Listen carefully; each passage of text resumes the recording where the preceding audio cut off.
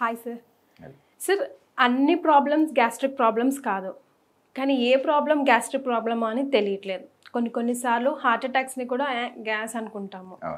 కొన్నిసార్లు నిజంగా gas problem వచ్చినా అమ్మ నాకు గుండె నొప్పి వచ్చేస్తుందేమో అని టెన్షన్ పడుతూ ఉంటాం. కానీ ఈ గ్యాస్ట్రిక్ ప్రాబ్లం అన్నది చాలా కామన్ ప్రాబ్లం అయిపోయింది సార్. ఇంకా ఏ వ్యాధినైనా సరే నలుగురిలో ఒకరికి చెప్తామేమో, కానీ ఇది నలుగురికి ఉంటుంది ఈ రోజుల్లో. Why is that so? అదే ఫస్ట్ థింగ్ ఏమంటే అందరికీ వస్తాయని నేనైతే ఒప్పుకోను. కాకపోతే ఎవరికైతే ఇప్పుడు రావడానికి మోర్ కామన్గా రావడానికి రీజన్స్ ఏమంటే వారు ప్రాపర్ లైఫ్ స్టైల్ కానీ, ఒక టైంకి తినడము, ఒక బయలాజికల్ క్లాక్ని రెస్పెక్ట్ చేయకపోవడమే రీజన్ ప్రాబ్లం. అంటే పర్టికులర్లీ ఇన్ సిటీ పాపులేషన్లో ఒక టైంకి తినక లేదంటే లేట్ నైట్స్ తినడము. ఒకరు ఉద్యోగం నైట్ చేస్తుంటారు, కొంతమంది డే టైంలో చేస్తారు. వాళ్ళకు మనం ఇదే టైంలో తినమని చెప్పలేము. వాళ్ళ లైఫ్ స్టైల్ని బట్టి ఏదో ఒక 2 or 3 times ఫిక్స్ చేసుకొని, అంటే వాళ్ళ మీల్స్ టైం అది కరెక్ట్గా ఫాలో అయ్యి ప్రాపర్గా డెఫినెట్లీ సెల్ఫ్ మేడ్, అంటే మనము ప్రిపేర్ చేసుకున్నది ఇంటి దగ్గర అయితే నాకు తెలిసి నెంబర్ ఆఫ్ టైమ్స్ బెటర్ అండి when compare to out side food కంటే. ఒకసారి అవుట్ సైడ్ ఒక బల్క్లో ప్రిపేర్ చేసినప్పుడు హైజీన్ని మెయింటైన్ చేయడం అనేది it's not easy, and quality of ingredients use చేయడం కూడా ఇట్స్ నాట్ ఈజీ. అది ఒకవేళ మనల్ని ప్రిపేర్ చేయమన్నా it is a very tough task. అందుకని అవి రెండు చిన్న బేసిక్ థింగ్స్ ఇవన్నీ ఫాలో చేయడం వల్ల. ఇంకోటి వీటితో పాటు అసిడిటీ అంటే మనం ఆల్వేస్ ఒక తిండికే కోరిలేట్ చేసుకోవాల్సిన అవసరం లేదు. ఈవెన్ దో నువ్వు రెగ్యులర్ లైఫ్ స్టైల్ మంచి యోగా ఎక్సర్సైజ్ ఇవంతా చేసినా కానీ స్టిల్ సమ్వన్ కెన్ హ్యావ్ అన్నట్టు. ఎందుకు అంటే దానికి వాళ్ళకి ఒక్కోసారి స్టమక్లో ఇన్ఫెక్షన్స్ ఉండొచ్చు.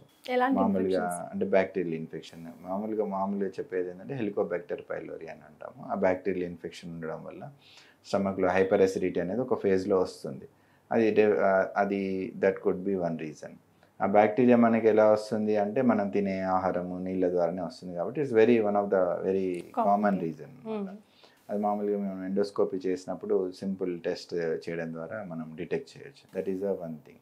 థర్డ్ థింగ్ వచ్చేసి మీకు స్ట్రెస్ లైఫ్లో ఉండే స్ట్రెస్, యాంగ్జైటీ ఇవన్నీ కూడా యాసిడిటీకి పెంపొందిస్తాయి, అంటే ఇంక్రీజ్ చేస్తాయి.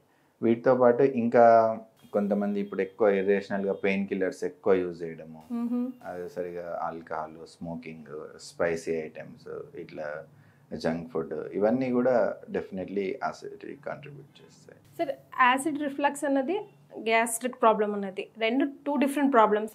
ఒక స్పెక్ట్రమ్లో 2 diseases అనుకోవచ్చు. బట్ ఇప్పుడు రిఫ్లెక్స్ వాళ్ళు ఎక్కువగా మెయిన్గా ఎట్లా ప్రజెంట్ అవుతారంటే మీరు చెప్పారు కదా, ఇట్లా హార్ట్ బర్న్ కానీ, థ్రోట్లో ఒక పుల్లటి సెన్సేషన్ రావడం కానీ, చెస్ట్ డిస్కంఫర్ట్, ఒకసారి సివియర్ చెస్ట్ పెయిన్, ఒకసారి స్వాలో చేసేటప్పుడు డిఫికల్టీ రావడం అనేది ఇవి కామన్గా ప్రజెంట్ అవుతాయి.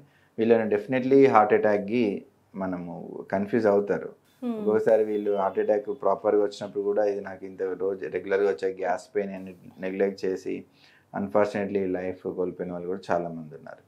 దీన్ని what I suggest even though నేను గ్యాస్ట్రోఎంట్రాలజిస్ట్ అయినా కానీ మీకు ఎట్లన్నా ఒక చెస్ట్ పెయిన్ ఇట్లా డిస్కంఫర్ట్ వస్తే మీ ఓన్గా మీరు డయాగ్నోస్ చేయకుండా ఖచ్చితంగా మీరు డాక్టర్ని కన్సల్ట్ అవ్వాలి. అట్లీస్ట్ ఎనీవన్ మీకు అవైలబుల్ ఉన్న వాళ్ళని. అప్పుడు మీరు కార్డియాక్ కాజ్ రూల్ అవుట్ చేసుకోవాలి. ఎందుకంటే ఒక యాసిడిటీ వల్ల నీకు లైఫ్ థ్రెటనింగ్ సిచ్యువేషన్ అనేది రావడం అనేది ఉండదు.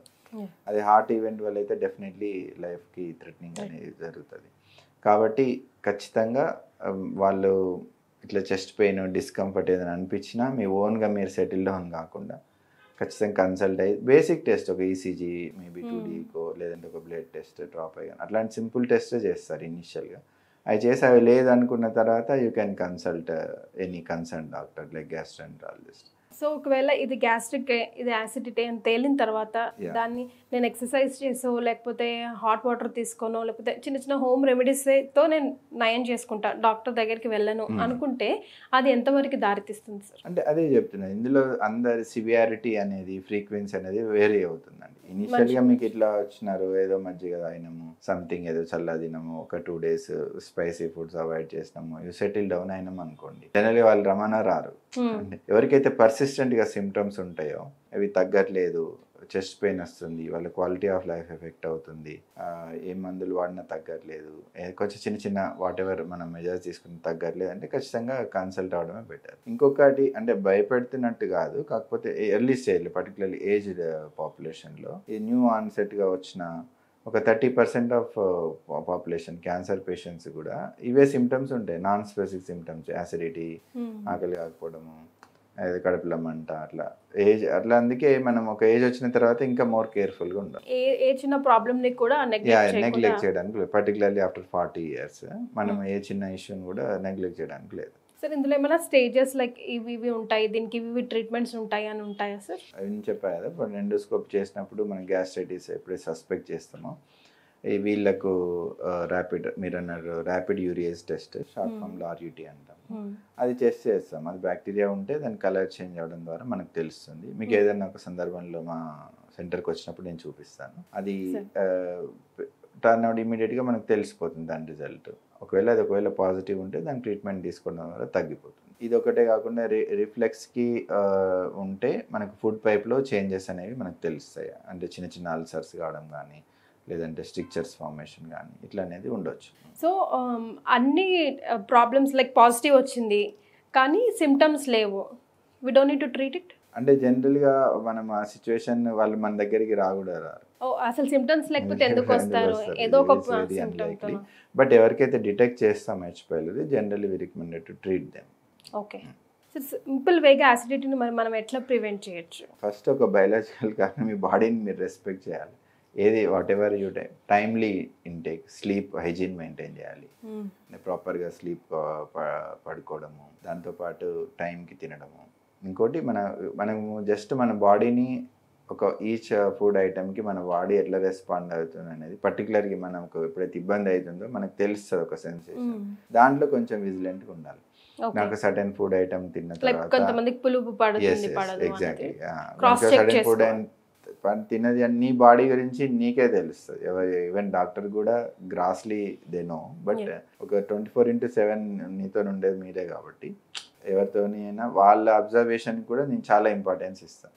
వాళ్ళు మీకు సడన్ నాకు కందిపప్పు తింటే ఇట్లా అయింది అన్నారు అనుకోండి ఫర్ ఎగ్జాంపుల్, వాళ్ళు నెక్స్ట్ టైం దాన్ని తీసుకోవడం తగ్గించాలి, క్వాంటిటీ కానీ లేదంటే టోటల్గా అవాయిడ్ చేయడం కానీ, వాళ్ళకున్న సివియారిటీని బట్టి వాళ్ళ observation equally important. But in జనరల్గా మనం పేషెంట్స్ చెప్పడం ఏమంటే ఒక పులుపు పదార్థాలకు కానీ, మసాలా ఫుడ్ ఐటమ్స్ కానీ, ఇట్లా pain killers, smoking habit, alcohol తాగే వాళ్ళకి టెండెన్సీ ఎక్కువ ఉంటుంది జంక్ ఫుడ్ తినే వాళ్ళకు. కాబట్టి వాటిని తినకుండా ఉండడానికి మ్యాక్సిమం అకేషన్స్లో వాళ్ళు స్టాప్ చేస్తే మంచిది. ఇంకోటి టైంకి పడుకోవడము, స్ట్రెస్ రిలీవింగ్, ఇదంతా కూడా important. Adequate water intake, sleep, proper maintenance, ఇవన్నీ కూడా ఇంపార్టెన్స్ ప్లే చేస్తాయి. ఇవే కాకుండా మనం ఇంకొక కామన్ మెజర్ పర్టికులర్గా రిఫ్లెక్స్ సిమ్టమ్స్ ఉన్న వాళ్ళకి ఏం చెప్తామంటే, వాళ్ళు తిన్న తర్వాత at least you walk for some time. ఇంకోటి మీ డిన్నర్కి అట్లీస్ట్ ఐడియల్గా ఒక 3 hours గ్యాప్ ఉంటే, అంటే మీ స్లీప్ టైంకి డిన్నర్కి 3 hours గ్యాప్ ఉంటే better. Sir tea, coffee early morning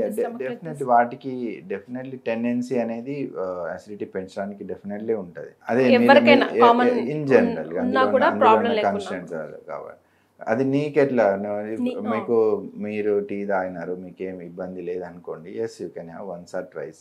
ఒక రెగ్యులర్ ఒక రిచువల్ లాగా పెట్టుకోకుండా బాడీ ఏం చెప్తుందో విని దాన్ని అది మోస్ట్ ఇంపార్టెంట్. ఎందుకంటే ఇప్పుడు యాసిడిటీ అనేది మనకు ఏదో 1 day ఇష్యూ, 2 day ఇష్యూ, అది ఆల్మోస్ట్ ఇది లైఫ్ లాంగ్ థింగ్. కాబట్టి you should listen to your body. వస్తే పోదా సార్? అట్లనే ఏం లేదు, definitely it is very much treatable and at your own level and at doctor level also. It's very simple to treat. Right, sir. Thank you.